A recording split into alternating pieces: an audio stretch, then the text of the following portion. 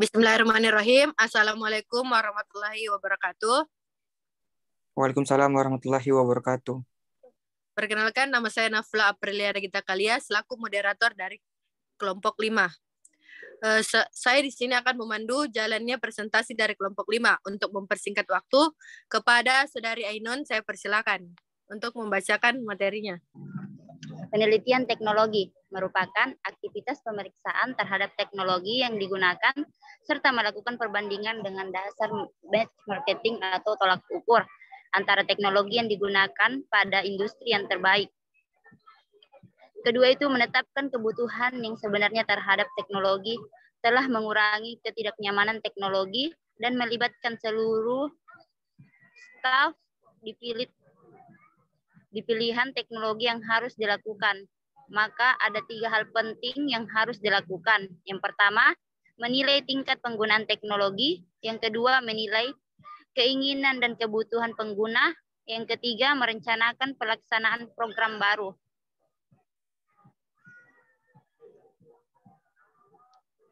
Next. Sehubung dengan hal itu, maka langkah solusi yang dapat diambil dengan menilai kembali hal-hal sebagai berikut. Baik, saya lanjut. Yang pertama ada attitude. Sejauh mana tingkat penerimaan suatu teknologi terhadap suatu sasaran. Misalnya, untuk meninjau serta menilai tingkat kepuasan penggunaan teknologi, dalam proses evaluasi kita akan meninjau apakah pola yang menyebabkan suatu teknologi itu ditolak atau diterima. Review harus difokuskan pada sebab dan akibat. Selanjutnya kepada teman yang lain. Selanjutnya yaitu application. Tingkat penggunaan terkait dengan perilaku atau perlakuan atau perilaku pengguna dalam menggunakan teknologi. Persoalan yang seiring menjadi fokus perbincangan adalah apakah pengguna teknologi bertujuan untuk meningkatkan pengetahuan seperti mencari 6 informasi tambahan, meningkatkan penjualan, menciptakan jalinan hubungan maya dan atau sekedar membuang waktu. Baik, saya lanjut. Langkah-langkah komunikasi dalam mengevaluasi teknologi. Jadi, dalam menilai teknologi komunikasi, auditor sering menggunakan 3 langkah utama yang akan membantu dalam menilai penggunaan teknologi, menilai kehendak dan kebutuhan penggunaan, dan bagaimana proses implementasi teknologi komunikasi dilakukan dalam organisasi. Baik, selanjut, menilai penggunaan teknologi. Pertanyaannya, apakah saudara menggunakannya? Nyatakan hardware dan software, apakah saudara suka menggunakannya? Kemudian dukungan teknis, yaitu kesesuaian perangkat keras dan perangkat lunak, memiliki staf terlatih untuk tujuan solutif, menghindari kebingungan penggunaan teknologi dan meningkatkan penggunaan teknologi. Apakah ada sisi latihan? Apakah ada permasalahan psikologis yang kompleks dalam proses pelatihan? Persoalan di atas bertujuan untuk meninjau persepsi, sikap, dan perlakuan individu terhadap penggunaan teknologi, menekankan pola perlakuan serta sikap. Untuk menilai aspek ini, maka metode pengumpulan data yang sesuai digunakan, yaitu yang pertama ada wawancara, kedua kelompok fokus, ketiga kuesioner. Dalam menilai aspek ini, metode 1 dan 2 lebih efektif dalam membuat review terhadap penggunaan teknologi dibandingkan dengan kuesioner.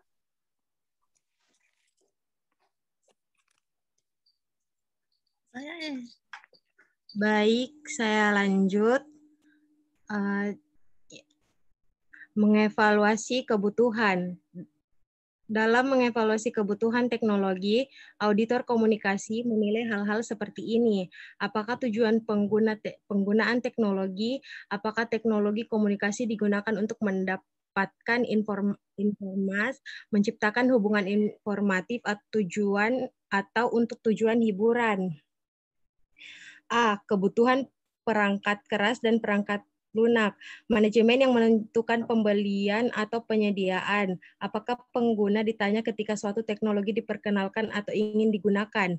Apakah teknologi tersebut sesuai dengan fasilitas dan lingkungan? B. Kehendak dan kebutuhan mendapatkan masukan dari pengguna tentang jenis teknologi yang dibutuhkan.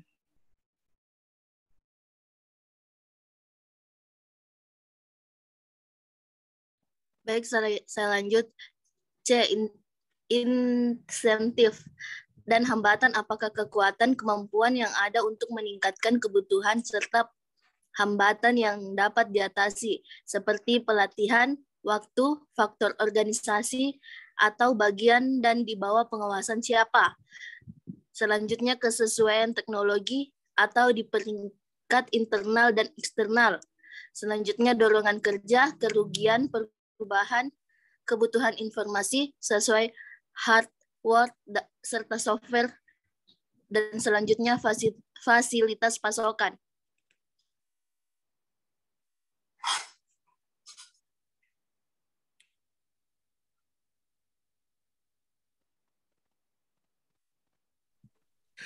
Untuk menilai aspek ini, metode yang sesuai adalah metode kelompok fokus.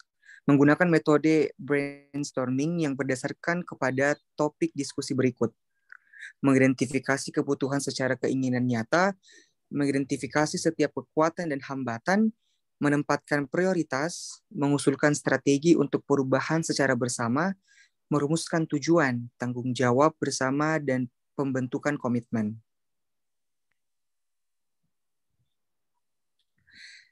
Yang terakhir, melaksanakan manajemen teknologi. Faktor yang diperhitungkan di tingkat pelaksanaan. A. Mengidentifikasi keinginan dan kebutuhan individu dan kebutuhan organisasi. B. Pendapat ahli tentang kebutuhan dan keinginan. Yang pertama, saluran komunikasi yang ada dibandingkan dengan pengganti komputer interaktif. Biaya yang dibutuhkan, waktu dan latihan ulang atau retraining. Yang ketiga, apakah perubahan mampu meningkatkan kualitas, penyimpanan, dan penyebaran informasi. Yang keempat, tingkat keamanan, dan yang terakhir, kebaikan dibandingkan dengan sistem lama. Yang C, pendapat ahli tentang perangkat keras dan perangkat lunak. Yang pertama, mendapatkan pendapat dari pengguna, bukan dari peniu. Yang kedua, jenis hardware serta software yang sesuai. Yang ketiga, dukungan teknis. Dan yang terakhir, jenis jaringan yang sesuai. D. Impacts kepada organisasi. Yang pertama, kepuasan komunikasi dan kerja. Kedua, produktivitas. Ketiga, komitmen. Keempat, proses kerja. Dan yang terakhir, pencapaian tujuan. E. Latihan. Yang pertama, perencanaan pelatihan yang berpusat pada analisis kebutuhan. Yang kedua, mengidentifikasi siapa dan bentuk pelatihan. Dan yang terakhir, semua tingkat kerja. Selanjutnya, saya serahkan kepada moderator. Baik, terima kasih.